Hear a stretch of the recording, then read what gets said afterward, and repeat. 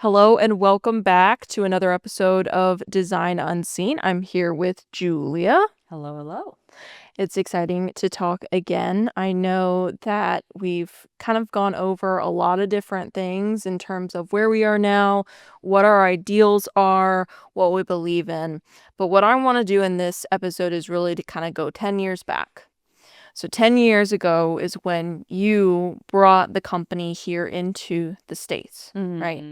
So when that happened, why did you decide to do that? Why did you just decide to push into the American system more of healthcare design? Can I take it back a little bit further than Yes, that? please.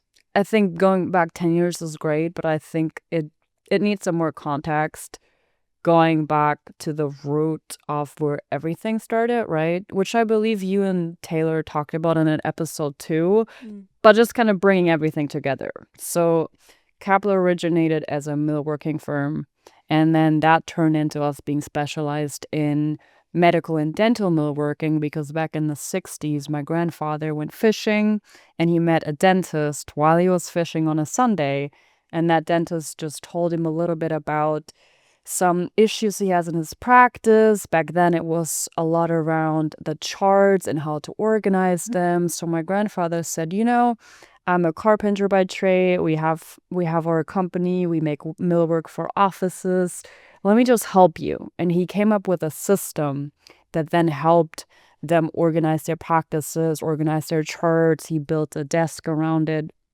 That's kind of how we started to become specialized in the medical world, but then also starting to just think more about the organization and the workflow in spaces versus just being another millworking firm that, just builds cabinets. Yeah. So I think that's a very, very crucial point to kind of understand in our history where the mindset kind of started to be more around the function. That's where it started, 1960, I believe. So that's been much longer than 10 years. So that has happened in Germany, in Europe, all around the world. Us coming in and assessing practices, different specialties, not just dental, and assessing how can we help to make these spaces more functional through the furniture and the cabinetry that we're creating. So now we can kind of go to 10 years ago. Yeah. So 10 years ago, we decided that we wanted to just focus a little bit more on the US market because it was very different than other markets, especially Germany, most of European countries. So it was important for us to kind of come here and be here in person, understand the market, create connections. So we opened a business in the US to kind of support that. And I believe that by coming here and just seeing the system a little bit more, we just identified a lot more, let's say, workflow issues than we had anticipated. So what happened? In our just typical Kappler mindset, we said, well, we have a system on how to help with the cabinets, but how much does that help if the rest of the space does not support the issues that we're solving? So we're just kind of fixing half of the problem because if your space doesn't support the cabinetry that we need in order to help you organize, then we can't really fully help you. So that kind of brings me to the root of your question. 10 years ago, we came anticipated to just, do more cabinets, but then it all kind of turned into, well, we need to create layouts. We need to design the practice in every single detail that now we have become this design and architecture firm that really doesn't fit in any box. But Yeah. that's really how it started. We saw a problem and we wanted to fix it. Yeah, and it's something that I think, most people out in the world right now that are doing a similar kind of thing, they all have specific words or junctions that they put themselves into. There's consultants, there's design build companies, there's a lot of different areas. But like you said, there's not really a box we can put ourselves in because we are fitting all of these different points and creating more of that comprehensive look at what your practice is, from workflow to layout to everything. So when you got here to the US, you saw this problem. what was, like, some of the first things as you're talking to these practice owners about the functionality of their space? What are some of the first things that really stuck out to you of how we do it here in the States that just is not right or maybe a little bit annoying? Yeah. I think the most prevalent item was and still is because it's easy to understand without being too deep Mhm. into a specific industry and understanding exactly how their workflow works is honestly the patient experience. Yeah. It was walking into practices and seeing that there was carpet on the floor, which, back home in Germany, that's not even allowed in a medical environment because you just can't clean it to the same degree that you can clean a hardwood flooring. It was also just the noise in a space where I sit in a waiting area with 15 other people and I can hear the conversations at a reception desk with, quite frankly, private information. It was walking down a hallway and just hearing suction and drills, just hearing everything that I don't think I'm supposed to hear as a patient. And I will note that I am just very sensitive when it comes to noise. So I think I'm just more receptive to it. Mhm. But if we go down to just the science of us as humans, noise in our environment affects all of us. So just because you might not realize, it still affects your body and you still remember it and it does something to your body. Where I think that to me immediately was just something that felt out of place because it made me feel uncomfortable. And then that just kind of was the starting point. There's so many more things, but this is probably the easiest one to understand because you don't have to know anything about the medical industry. This is just human nature. Yeah, I think that growing up here in America, especially, I think that especially here, dentistry becomes such a thing that is built upon the idea of any outsider see it as, oh, anxious. Like, I'm going to go into the space. I'm dreading it. I don't want to do it. I'm going to hate sitting in that waiting room. I'm going to hate it just because it's the dentist. And I think we're not seeing what the problem is. I think that, as I walk into those dental offices through my mind, as from the kid's view to the teenager view to the adult view, it's the exact same thing you're talking about. Everything I am touching, hearing, smelling, seeing in that space is not pleasant. It's not pleasant at all, and from a young age, even nowadays, if I go to the dentist, I'm literally walking into a space where I'm hearing groans and like, "Oh," and this from other people along with those drills, and I'm hearing other people's private information. I know that the second I walk through, there's a bunch of eyes on me because it's usually this kind of circle area where it looks like we're seated just to share information, and that's just not how it should be. Yeah.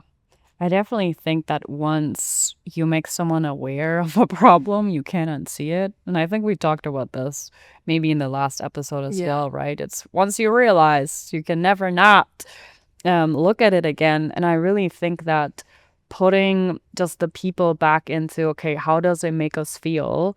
How does it affect all of us? And then it just requires you to look at every single thing and say, how can we just make this better? And I believe that we just kind of, I don't know, refuse to take the answer, well, this is just how it is, or this is just how it's been. Mhm. We just don't really accept that as an answer. So we keep looking for a way on how to improve it. And I really think that a lot of that just stems from just wanting to solve problems and being a problem solver, which is also why I feel like the word designer just means so many things. The word design means so many things, but the general definition of what people think what it is, we disagree with. So that's why we want to change the mindset around what we can accomplish with design. And I think it's very exciting to be able to just look at a problem from so many different angles. And the answer is always, I can fix it with the right design. Mhm. And I mean, just like first thing you said, honestly, I think one of the main things I remember when I first started working here was, oh my gosh, carpet is so disgusting. And I was like, every time I go to the dentist, there's carpet everywhere, right outside the treatment rooms. You have a double entrance to your operatory, and so there's even more just air traveling from all these different places onto this carpet that you're never going to be able to fully clean. And I could not get past that when it's something that I had never thought about for 1 second before I started working here. Do you know why it has been used a lot? I know, but I want you to tell me. Okay. Not saying that this is always the reason, Mm. right? But one reason why carpet has been used, even in hotels, right? The amount of times we go into a hotel room and in the hallway, when you walk to your Yeah. room, there's carpet in your room. It helps with acoustics, right? It absorbs the sound, especially everyone walks down the hallway, people have their suitcases. That is one of the reasons why it has been utilized also in medical practices. And that's why the second you remove something, but you don't understand why you're removing it, you don't understand the root cause of a problem, so you can't fix it. So it has happened over the past couple of years where we obviously have designed modern spaces from the beginning where there's no carpet. You will never see a project with carpet that has our name on it. I refuse. If someone asks for it, I say no. And that's just what it is. But people started to kind of take out the carpet, maybe because for looks or they just understood it doesn't really feel very clean. But the second they removed it, they struggled with acoustics. Mm-hmm. So if you don't really understand the reason why it was there, you're going to remove it, but you will not put a solution in place. So one issue we've seen with other practices where they did remove it, that all of a sudden it's super loud. And what did we just talk about? One of the biggest reasons why we feel uncomfortable in spaces is noise. Mm-hmm. So it really, every single point that we can touch, like the carpet, is if, yes, we can remove it, but you have to understand the repercussions of making a change. Mm-hmm. The quickest solution is not always the best solution. And I think that, just putting a little bit more thought into the decisions you make. I mean, I've seen you guys earlier today. Every single color choice, every single texture on the wall. It is this mind-breaking decision of, we're right there, but we can make it better. So let me ask specifically and kind of navigate it towards when we're walking into that space. Of course, on the patient experience side, we can go for miles. What about the staff side? What about when they're walking through that space? What about that really? Because I know you have a lot of opinions on that, especially coming in here into America and how it's different from You have Europe. opinions everywhere. Have you ever met a German? I've met a few, and I know it's true. We're very opinionated people. So what's the first thing that pops out to you when you think of making a staff experience better through layout? I'm going to give you a similar answer to Yeah. without even understanding the specific workflow of a practice. Every workplace that you're in, especially in a practice or in a smaller business where we're not this massive company, Mhm. you want to have people that enjoy what they do and where they do it. That is just baseline of not even touching the industry we're in. Yeah. It is very, very difficult to find great people, and it is even more difficult to keep great people. So we want to create an environment where the environment just makes it easier for you to perform your work. And one thing that I've just heard a lot from dentists or assistants, just people that work in practices, is that emotionally it's a very, I don't want to say draining job, but you have multiple patients a day. You have to adapt. They maybe are anxious, maybe not, they're not receptive. You already emotionally need to put so much work in. So why are we not trying to eliminate pain points that are not connected to the emotions of a patient, which we cannot change all the time, down to, okay, how can I make it easier for you to understand where the tools that you need every day are? How can I just create an environment as little as you have a space for your personal items? You don't have to stuff your purse in a random drawer in your room. Mm-hmm.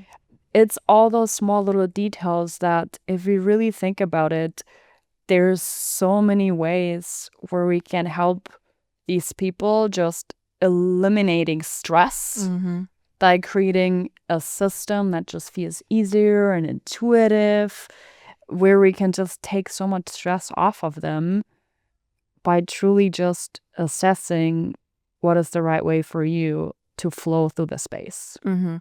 And just like you said, in any situation, any place, no matter what specialty, what area of walk of life you're in, taking stress off of the staff is therefore going to take stress off of patients, customers, people walking around, anybody in that space. Absolutely, because if your staff is stressed, then the patients will feel it too. Mhm. Yeah. Yeah. I think that, I've heard it so many times of people saying it's just so hard to find people right now, and, it's hard to keep people, get the right people, and that is so important that, well, yeah, I wouldn't wanna work in that space either because your staff lounge is tiny, they have nowhere to put their stuff, and I can tell you right now that that sterilization is extremely disorganized, and of course, no one can come in there and just know from a glance what they're doing. Yeah, there's a couple instances where I have talked to people that work in someone else's Mhm. practice, and sometimes it kind of frustrates me, but it also doesn't surprise me. But there's one specific example where it was a brand new practice. They put just a lot of money into creating a space that aesthetically truly looks great, but it wasn't set up in a way where they thought about the workflow and the equipment so that now the people that work in the space say, well, it's beautiful, but I don't even have enough space to properly do my job. Mhm. The way it's laid out, or there's equipment that now sits on the floor in a brand new practice because it was never properly planned for. And I think that's the part where it kind of frustrates me when we design a new space, it looks pretty, but it doesn't function. Mhm. And now the team's frustrated and they don't want to work in the space.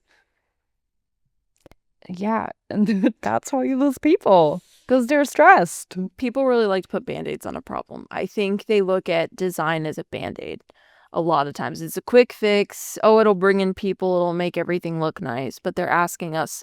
I think I said this in the last episode too, specifically, it's a harsh phrase, but to put lipstick on a pig.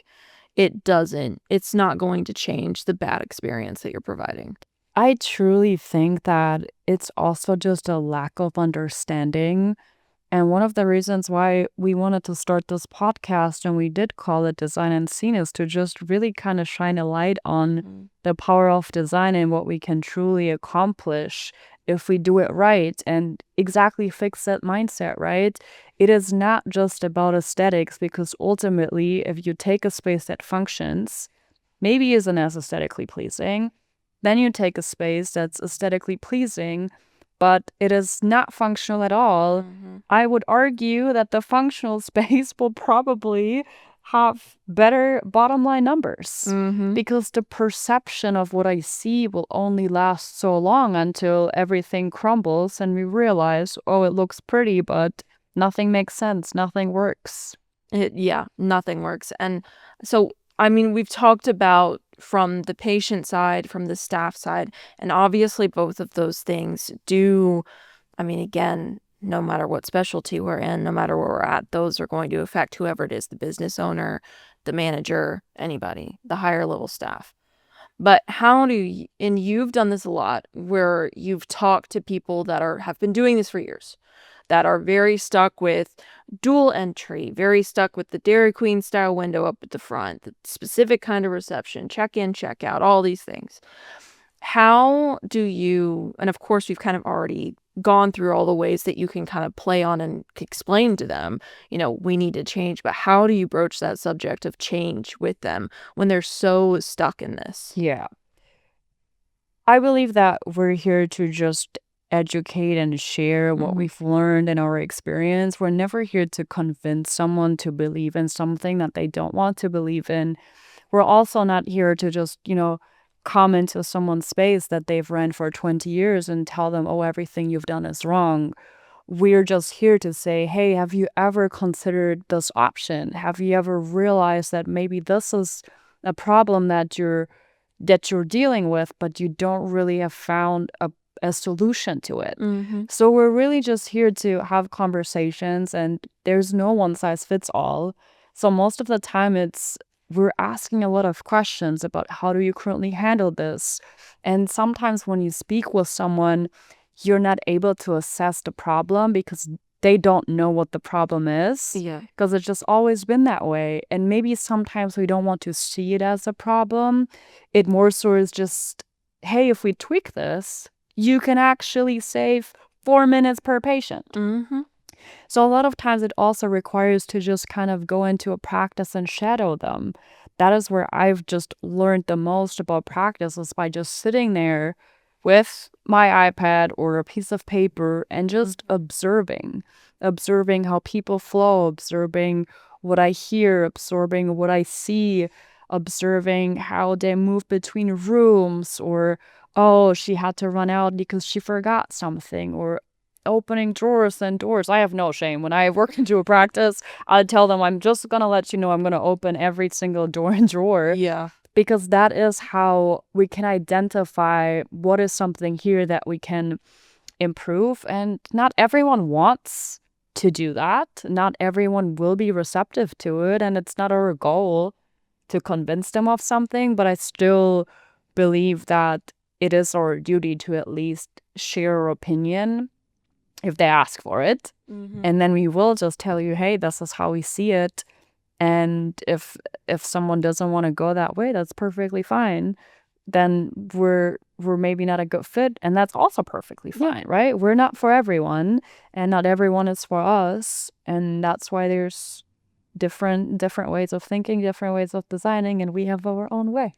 I do think that certain people always get drawn to that though, because the second that you're not pressuring, you're not telling somebody they're stupid, because this is the way that it's been done, and in some cases it works. That's why people do it. It does work, but it can always be better. And so I remember one time going through a practice and just seeing how much the person in front of me needed just another party walking through the space that's not in there every day, asking questions. I think I was walking through space with Taylor.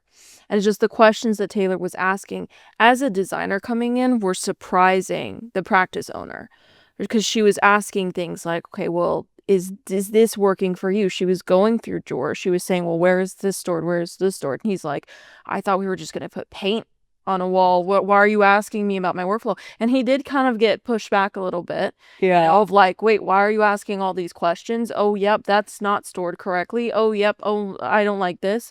Yeah. And it's uncomfortable, but it's a conversation you have to have. Okay, it's not uncomfortable for you. Honestly, this is one of my favorite things, when we hop on a call with someone that reaches out and we kind of go through the project. And then we just ask them questions and they're so confused. Yeah. Why we're asking, what's your vision? And what is this? What do you do in your free time? And they're like, well, I want 5 ops and I want this. So it truly is just a different way of thinking, where we're surprising people, but this is the kind of information that we need in order to really do our job properly. And I think that sometimes it is just this one little thing that then switches something Yeah. in their brain, where they go, oh, wow. And this can be applied to any business, right? If someone would come in to this business and just observe, they would find our blind spots. You don't find your blind spots if you're in it every single day, because you've established the systems, and if you're just going through the motions, you don't even have time to see the problems, which is why, most companies, even here, when I have time to sit down, I'm probably gonna find 15 mistakes that you guys did, because I'm just observing. I'm not in it. Mm-hmm. And they can be applied to every single business, and that's just part of what we do when we design practices, is that we observe, and it's our job to find the problem. Yeah. A really good example of that specifically, I've got a friend right now that has basically got a display company that they're working for and they're helping design for. They're not interior designer themselves, but they're asking me, "Oh, you work at an interior design company?" They call it that, and they're like, "Oh, you know," and I'm like, "I'm not. That's not who I am here. I don't know anything." But I look at it and they're showing me these Chat GPT images, all this stuff, and I'm like, all right, all right, all right. They're like, yeah, our owners put these three things together. They want smack bright white, they want gold everywhere, they want da da da. And I'm like looking at it, I'm like, do you guys want to look like you have money? Mm. Or do you want to look like you can show off personality for Mm. different companies? Because that's your job. And they were like, I mean, yeah, we want to look like we can show off different personalities. I'm like, all that this does when I walk into this space is immediately makes me say, oh my gosh, this is like a bank or something. This is high level, too high level for me. It's not accessible. It's not personable. And how can I expect that company, if I'm a smaller company, be able to reflect to my clients how I feel? So just first questions like that immediately was like, oh, this isn't good. We don't have like, it was just easy, simple questions. It just takes that second to step back and look. Yeah, it's definitely, I love to just constantly say the power of design because it has so much power and it requires someone that understands the power of design to then explain to the ones that don't understand the power of design of how it affects us as people, how it affects your business, how it affects everyone. And design truly is a mix between art and science, right? Mhm. There is the creative part, and every single space looks different, and we love it. I'm obsessed with just creating space so that I've never seen before, but tying that in with the science of this is how it affects human beings. This is this is how it affects us, is what it does to the people that are in the space. That's the power of design, and we have to just understand how to utilize it to then properly create these environments that then hopefully ultimately are the ideal environment for your business, for your clientele, for what you feel happy in and can thrive in. Mhm. So let me pull the conversation back to the original 10 years ago. 10 years ago. You've been here 10 years, Julia. Mm-hmm. And so with that, I mean, honestly, the big question that I want to ask that I feel like has a lot of different answers. What is the one thing that you would tell any business owner immediately to look at in their practice over everything? Is it going to be patient experience or client experience for you, how they're walking through a space? Because I know there's a lot of different aspects that you look at when you're looking at this business and building something new with somebody. But just, like one thing that's just the most important thing that people have to consider as a business owner. I would say that you should answer the question of who you want to be on the world. What do you want to be known for? Mhm. Because that will tie everything together on how you create and structure your business and your space. If you don't really know who you are as a business, if you don't know who your clientele is, if you don't know how you want them to feel, it's very difficult to make decisions because you have nothing that it kind of anchors to. Mhm. So that is why I always ask one specific questions with every single client that has nothing to do with design. That kind of ties in with that is who do you want to be? What do you want people to feel when they think about your brand and when they walk into it? Because it expands past your space. Yeah. It's your branding. It's the way that your staff speaks. It's your website.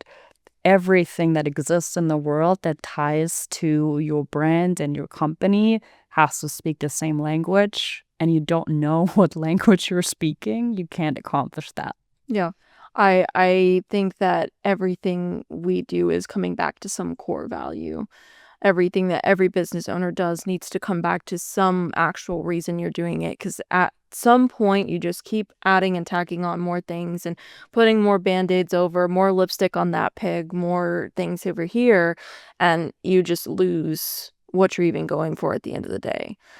Yeah, you can honestly apply this to just regular life. If we as people, if I don't know who I am, then there's something that's loose in my life. I don't have an anchor where I can go back to. For myself as a person in life outside of business, who am I? We all need to answer that question.